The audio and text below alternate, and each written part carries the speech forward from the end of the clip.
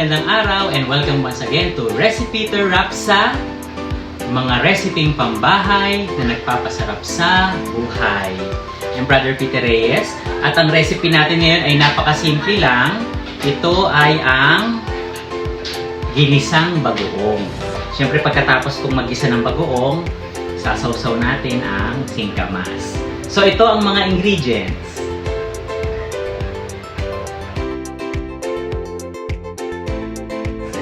So, syempre meron tayong 1 kilong bagoong.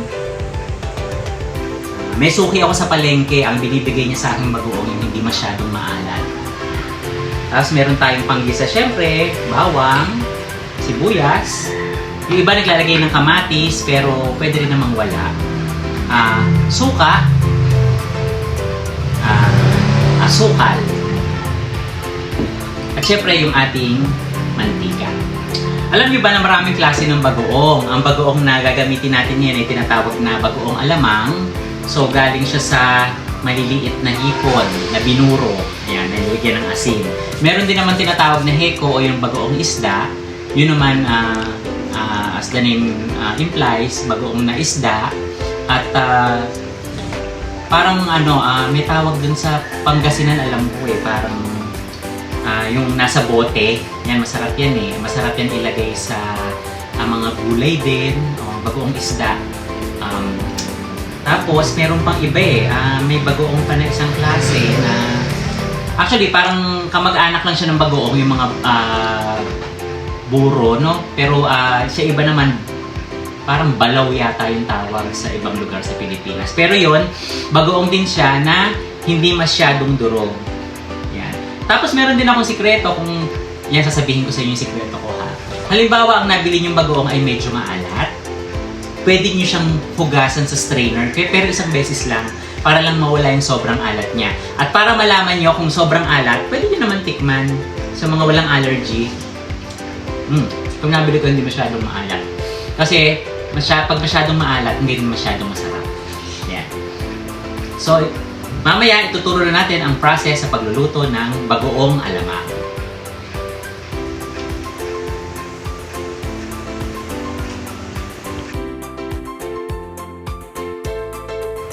So, wala naman masyadong paghahanda kasi nadikdik ko na yung bawang, nahiwa ko na yung sibuyas, wala na naman tayong iba pang ingredients, kundi ito lang. So, tara, samahan niyo ako sa pagluluto.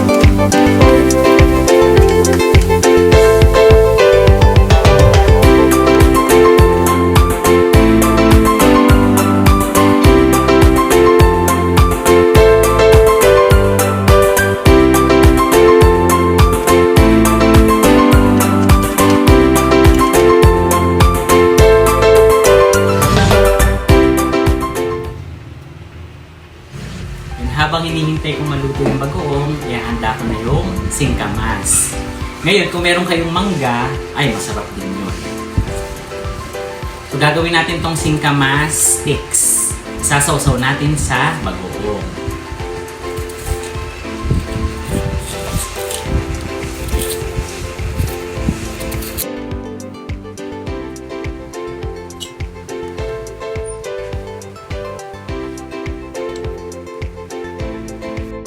Yan. Naalala ko nung bata pa ako, hinihintay namin to. Yung magpi-fishball, may kasama siyang singkamas at saka mangga na nakatulog na ganito. Very nostalgic. So mamaya, lalagyan natin ng bagoong.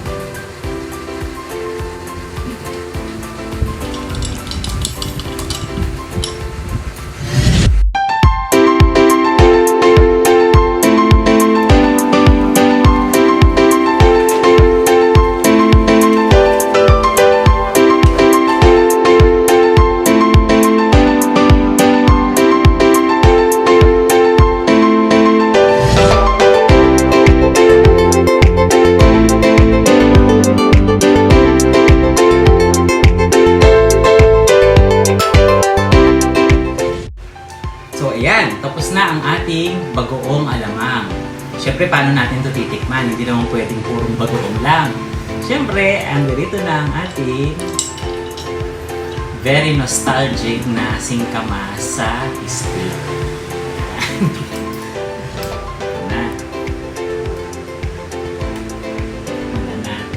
Excited na ako. Nanunumbalik ang aking kabataan.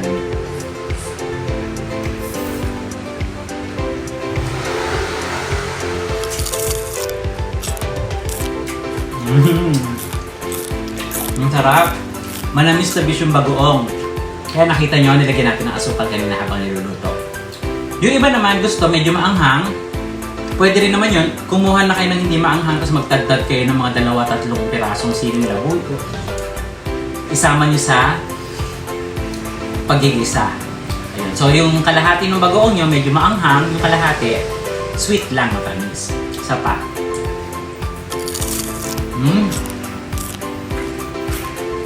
Sarap!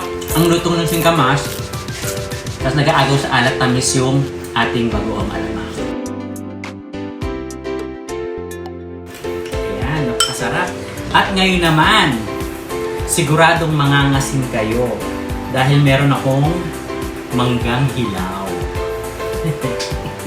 Ito na.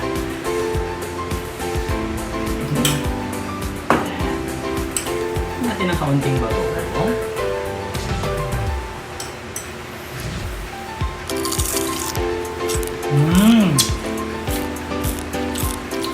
Ang sarap.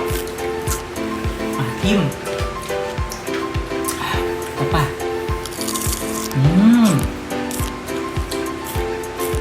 Tamang-tama yung asim, tamis at alat ng bagoong sa manggang hilaw. Yan. Perfect! Sana nagustuhan nyo yung recipe natin for today. Ang simple-simple lang, bagoong alamang. Actually, pwede nyo rin siyang iulam, pwede nyo rin siyang isama sa mga gulay. At kung meron kayong mga comments and suggestions, just don't forget to comment down below. And syempre, don't forget to like, comment, share, and subscribe. And don't forget to hit the bell button para sa mga latest na video. Again, ako po si Brother Peter Reyes para sa Recipe to Wrap sa mga reseping pambahay na nagpapasarap sa buhay. Hanggang sa muli! Bye!